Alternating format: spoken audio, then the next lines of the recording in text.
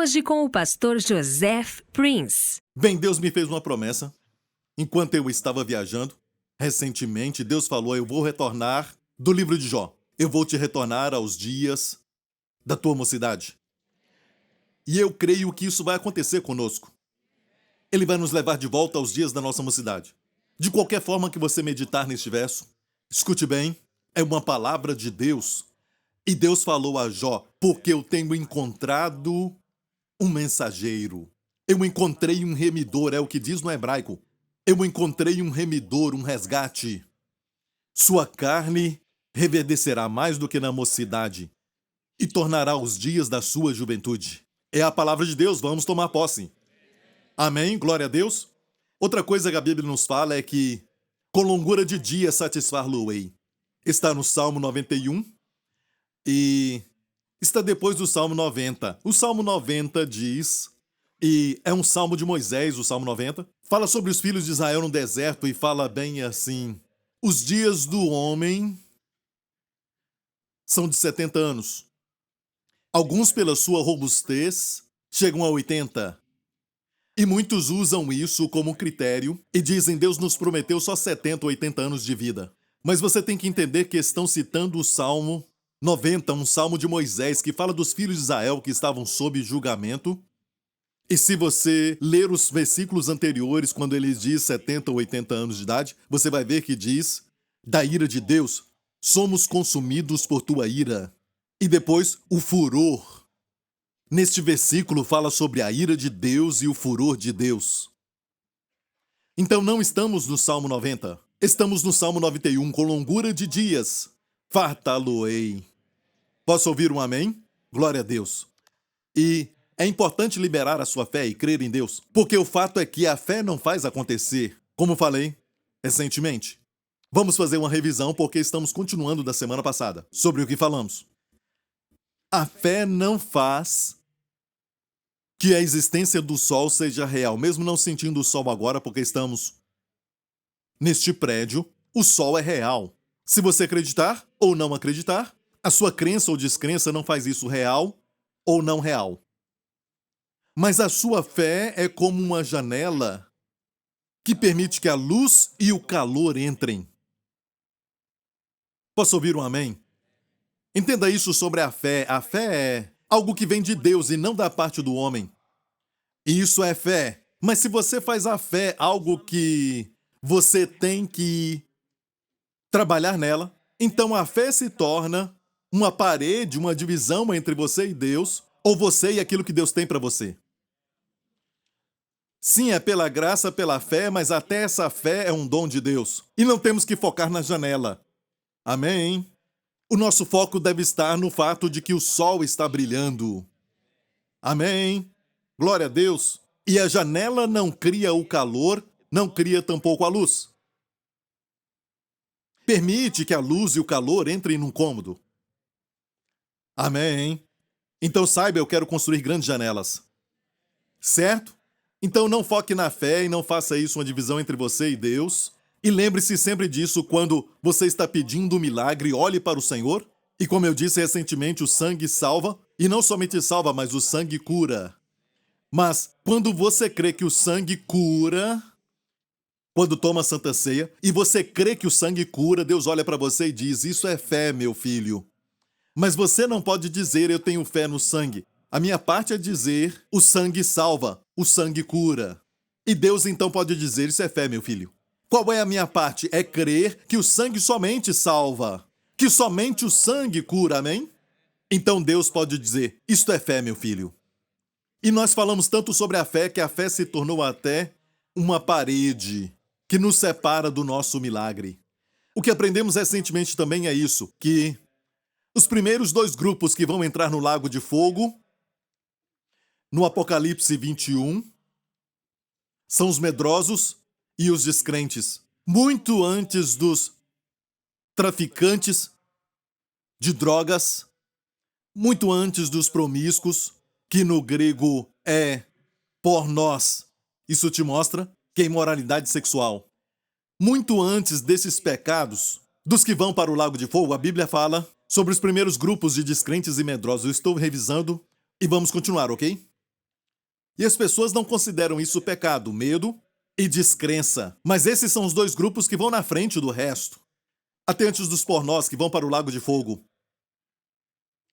E a igreja fala tanto sobre o pecado que nos esquecemos que essas atitudes que são pecados interiores, que Deus diz que são piores do que as outras coisas, porque o medo e a descrença são as mães de todos os pecados. Porque através do medo não temos o suficiente, temos medo de ficar para trás, por isso tomamos atalhos, enganamos, mentimos, porque não cremos que Deus vai prover. Os dois primeiros grupos são de medrosos e descrentes, e perguntamos o seguinte sobre a confissão de pecado. Como ensinaram? Nos ensinaram que se não confessarmos os nossos pecados, Deus não vai nos perdoar. Olha, eu creio em confissão de pecados, temos até um vídeo pequeno que eu coloquei no YouTube recentemente, chamado Joseph Prince crê na confissão de pecados. Porque tem gente lá fora que diz que eu não creio. Não. Eu creio na confissão de pecados, mas a palavra confessar é homologio. Logos, homo, quer dizer a mesma palavra. Falar a mesma coisa que Deus fala sobre o nosso pecado. E quando peca, você deve dizer, é pecado. Não o negamos. Número 2. Deus o perdoou. Isso é dizer a mesma coisa que Deus, porque Cristo já pagou o preço por isso. Para Deus custou o seu próprio Filho. Amém. Fez o Senhor sofrer muito. Alguns dias atrás eu estava assistindo o filme A Paixão de Cristo de novo. E eu fiquei ali e eu chorei de novo. E mais uma vez eu senti novamente um toque, porque a cruz se tornou fresca na minha mente novamente. Paulo disse aos Gálatas, quem vos enganou para não obedecerdes à verdade, que é o Evangelho, cujos olhos Jesus Cristo foi evidentemente crucificado entre vós, e os Gálatas não estavam lá quando Jesus foi crucificado. Mas quando ele pregava de uma maneira muito gráfica. Quando Paulo pregou a eles, e eles viram Jesus ser crucificado quando Paulo pregou para eles. E um bom ministério coloca sempre a cruz na frente. Porque quando pecar, você olha para a cruz. Mas essa ideia, se eu não confessar, eu não sou perdoado, vai até impedir muitos deles, não todos eles, mas muitos deles. Eu já ouvi histórias. E eles não recebem porque no fundo eles acham que tem algum pecado que não confessaram. Ou tem algum pecado que Deus não perdoa. Mas se olharmos para o relato bíblico em Tiago, quando diz que se alguém está enfermo, chama os presbíteros, e os presbíteros orem sobre ele com a unção do óleo em nome do Senhor, e a oração da fé salvará o enfermo e, se ele cometeu pecados, lhe serão perdoados. Se falarmos ao enfermo, os seus pecados não vão impedir a cura de Deus de fluir no seu corpo. Não vai impedi-lo. E se você pensa que cometeu pecados e por isso você está assim? Se você cometeu pecados, olha aqui. Os pecados lhe serão perdoados. De uma vez só, o mesmo poder que cura o seu corpo remove os pecados. Se nós somente falarmos a verdade. Por isso falo fortemente sobre esse fato de que as pessoas precisam ser livres de culpa e condenação para que possam receber de Deus. E essa ideia de 1 João 1,9, que é somente um verso no Novo Testamento, Paulo nunca escreveu isso, e você sabe muito bem que ele escreveu 2 textos do Novo Testamento e nunca mencionou a confissão de pecados nenhuma vez. Mas olha isso. Os medrosos e descrentes serão lançados no lago de fogo. Vemos que quando Jesus apareceu, isso foi após a cruz. Ele já tinha ressuscitado. Isso é depois da sua vida na terra, o seu ministério terreno. Agora ele estava na sua forma ressurreta. A Bíblia diz que os discípulos estavam no cenáculo com medo dos judeus, e não com medo de Deus, com medo dos judeus. Estavam ali com as portas fechadas no cenáculo, com medo dos judeus. Medo, meu amigo, é pecado. Tudo que não é da fé é pecado. Vamos ver como o Senhor ressurreto os tratou. Ele apareceu para eles e a sua primeira palavra foi paz. Seja convosco. Uau! Estavam com medo, com pecado, baseado na nossa tradição, estavam sem comunhão. Tinham que confessar esse medo. Mas o Senhor foi a eles como se ele não soubesse desse pecado. Ele disse paz e depois deu o recibo divino. O fundamento para a paz deles, mostrou a eles as suas mãos e o seu lado. São os recibos divinos, a obra concluída, o pagamento, para que eles tenham paz. Não somente isso, mas esses discípulos que estavam com medo, recebeu de Jesus o sopro e o Espírito Santo. Não falou nada sobre confessar pecados. Eu creio na confissão dos pecados. De fato, quando eu falo, graças a Deus, porque por Jesus Cristo temos o perdão dos pecados, não somos agnósticos que negam o pecado. Para pregar o perdão dos pecados, tem que acreditar que tem pecado. Senão, o que é o perdão dos pecados? Certo? O capítulo 1 foi escrito aos agnósticos, os judeus agnósticos. Em 1 João 2, ele então fala filhinhos. Ali é para os crentes, mas no primeiro capítulo não há nada sobre os filhinhos. Depois que Jesus soprou o Espírito Santo sobre os discípulos, neste mesmo capítulo nos fala que Tomé não estava lá. Tomé faltou àquele culto. Tomé não acreditou quando falaram para ele que naquele dia o Senhor falou com eles e soprou o Espírito Santo sobre eles. Foram a Tomé e falaram, vimos o Senhor. Ele disse, se eu não ver os buracos dos cravos nas suas mãos e no seu lado, eu não acreditarei. Os medrosos e os apistos, descrentes. Eu não crerei, ele disse. E por uma semana ele viveu neste pecado. Eu disse que por uma semana ele viveu no pecado. Em descrença, o que não é da fé é pecado. Não é? No próximo domingo, Jesus foi ao cenáculo. Tomé estava lá e Jesus foi a Tomé e disse, olhou para ele e disse, Tomé, estenda as tuas mãos e toca nos buracos das minhas mãos e toca no meu lado. E não seja apistos, não seja descrente, mas crente. Qual foi a resposta dele? Eu confesso, me perdoa, por favor. Não. Meu Senhor e meu Deus, todo arrependimento verdadeiro traz uma nova revelação do nosso Senhor Jesus Cristo. Ele os fez arrepender sem usar a palavra arrependam-se. Ele os fez transformar a mente o que é o arrependimento, sem mesmo dizer arrependa. Está me ouvindo?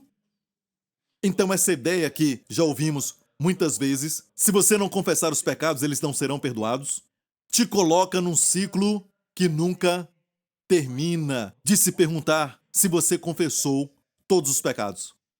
E sabe de uma coisa, se você prega isso e você crê nisso, você tem que confessar todos os pecados que você cometeu antes de dormir. Não seja preguiçoso.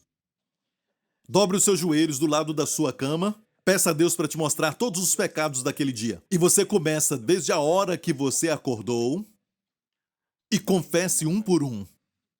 Veja que sono tranquilo você vai ter.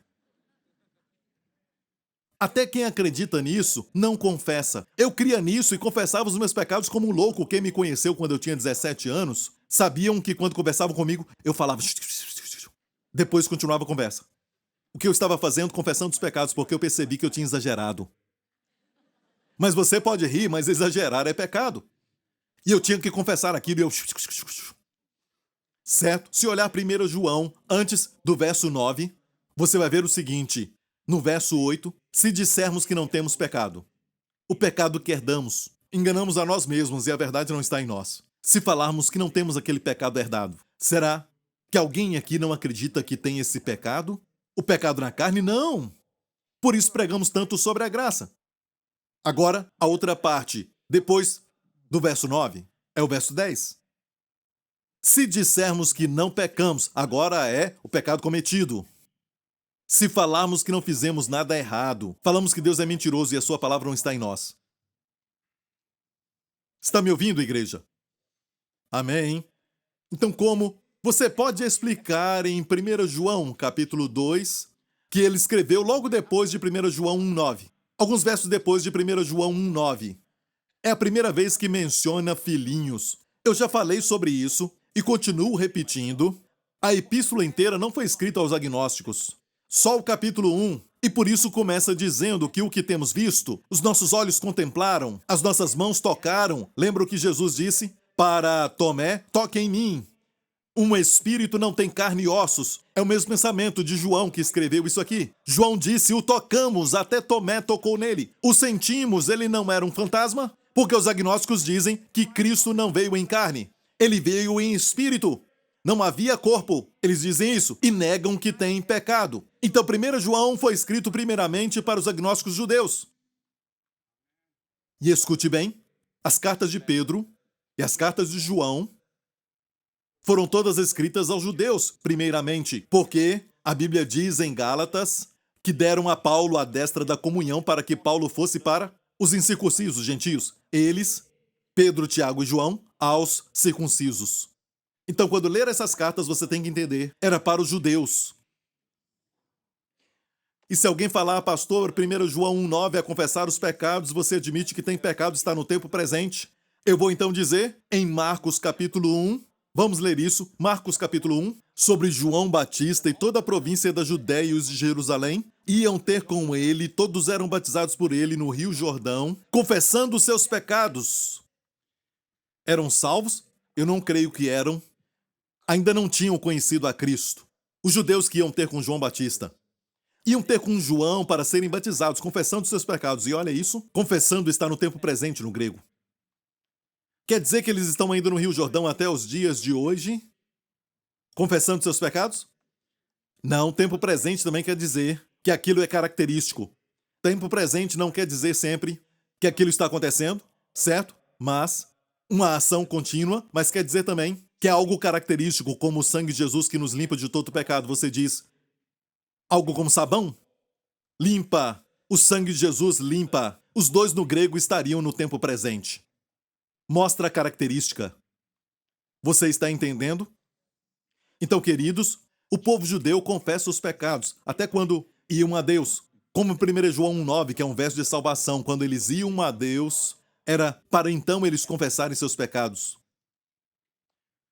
Se eu vivesse antes da vinda de Jesus, eu teria que confessar os pecados todo dia. E não só isso, de quando em quando levaria um cordeiro. Se eu tivesse condições, senão eu levaria um par de pombas ao templo, como uma oferta, e confessaria os pecados. Como Daniel e Neemias, que confessavam os pecados, porque estavam sob a lei. Amigo, nós, 1 João 2,12, vamos ler. Escute bem, está logo depois de 1 João 1,9. Filhinhos, escrevo-vos, e olha, filhinhos é um termo carinhoso para a família, porque pelo seu nome vos são perdoados os pecados.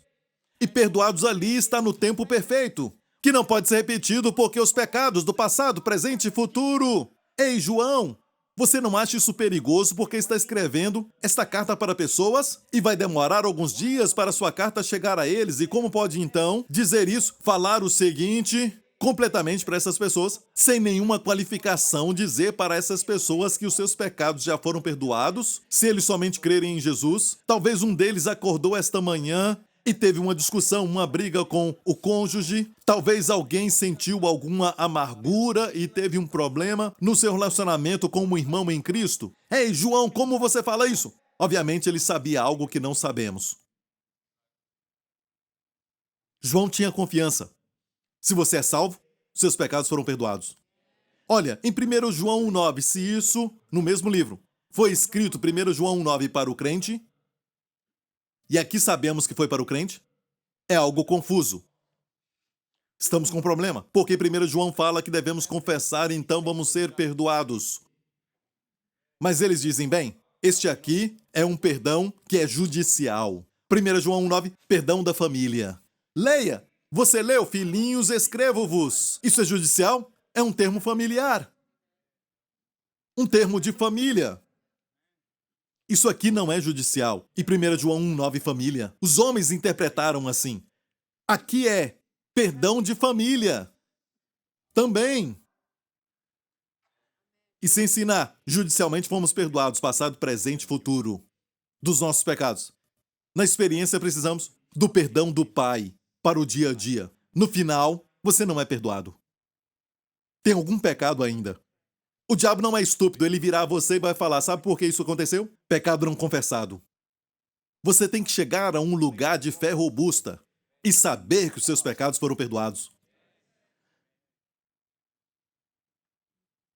Ok? Olha, quero falar uma coisa para quem ensina a graça. Alguns líderes, alguns têm feito umas declarações e olha, eu gostaria que eles estudassem mais a palavra de Deus. Eles já entenderam sobre perdão e coisas assim e correm com isso. E dizem, não há mais purificação para o crente. Não faça declaração assim, ok? Não se levante e diga, sabe? Depois que fomos perdoados os pecados, não há mais purificação, não há mais nenhum tipo de purificação. Porque eu te digo agora que ainda há purificação. Mas não é purificação pelo sangue, mas o lavar pela água. E é uma mensagem para a igreja. É o que eu vou falar hoje. Pronto? Então vamos para João 13. E eu quero começar dizendo que isso não tem nada a ver com 1 João 1,9.